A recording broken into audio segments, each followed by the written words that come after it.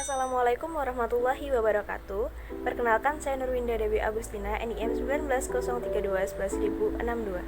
Di video kali ini, saya akan mereview jurnal tentang analisis Structure Conduct Performance pada komoditas cabai untuk memenuhi tugas mata kuliah Tata Niaga Produk Agribisnis.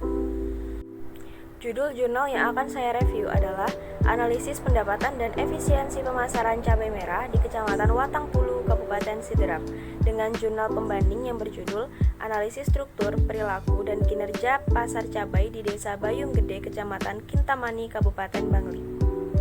Tujuan penelitian pada jurnal pertama adalah untuk menganalisis pendapatan dan efisiensi pemasaran cabai merah di Desa Ciro-Ciro, Kecamatan Watangpulu, Kabupaten Sidrap, dengan menggunakan metode analisis kualitatif dan kuantitatif.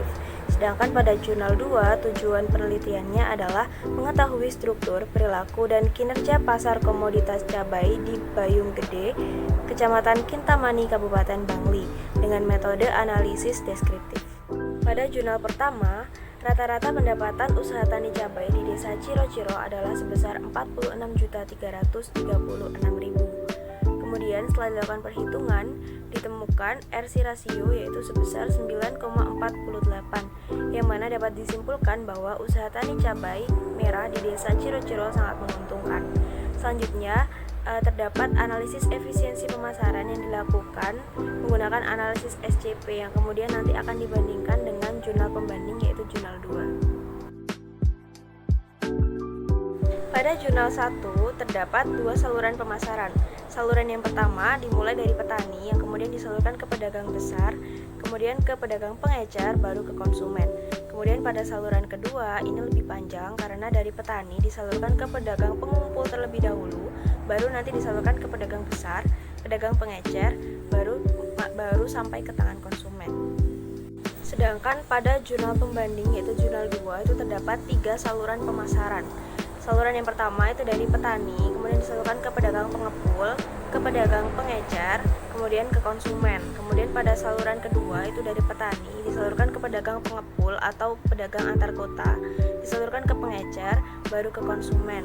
Dan pada saluran ketiga itu dari petani, kemudian disalurkan ke pedagang pengepul atau antar pulau, kemudian disalurkan ke supplier, baru disalurkan ke hotel.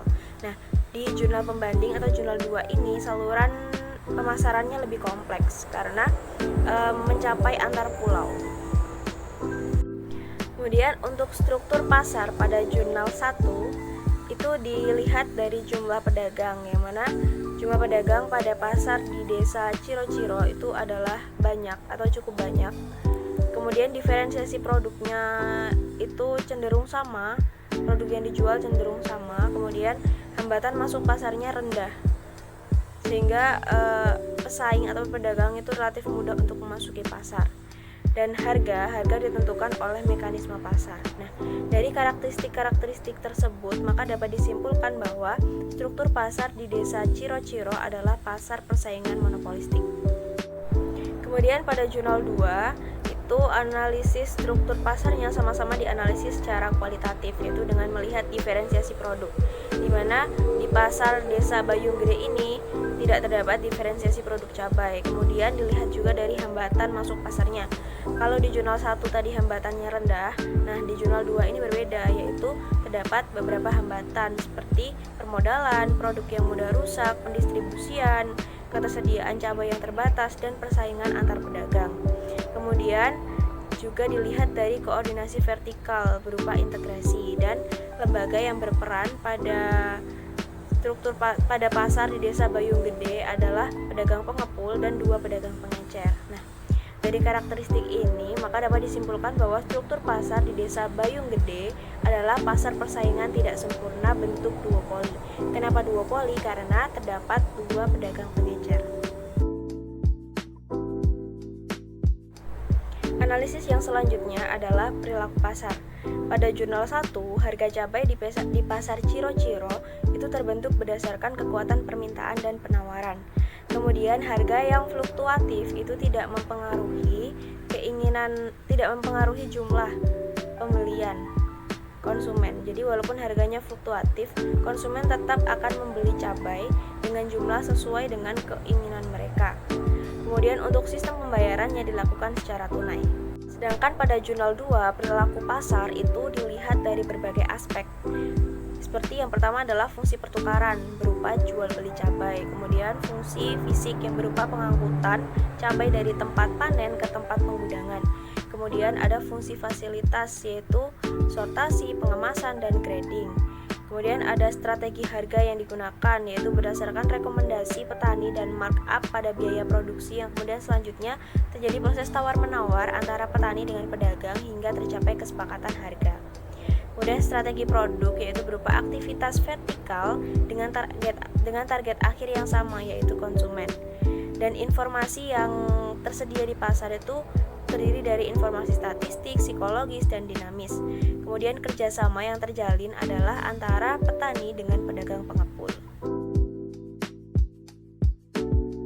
Selanjutnya adalah kinerja pasar atau peragaan pasar. Pada jurnal 1 dapat dilihat dari tabel di samping bahwa margin keuntungan tertinggi itu diperoleh di tingkat petani, baik di saluran 1 maupun saluran 2, yang mana saluran 1 itu sebesar 15.780,70 dan pada saluran 2 yaitu sebesar 5.780,70.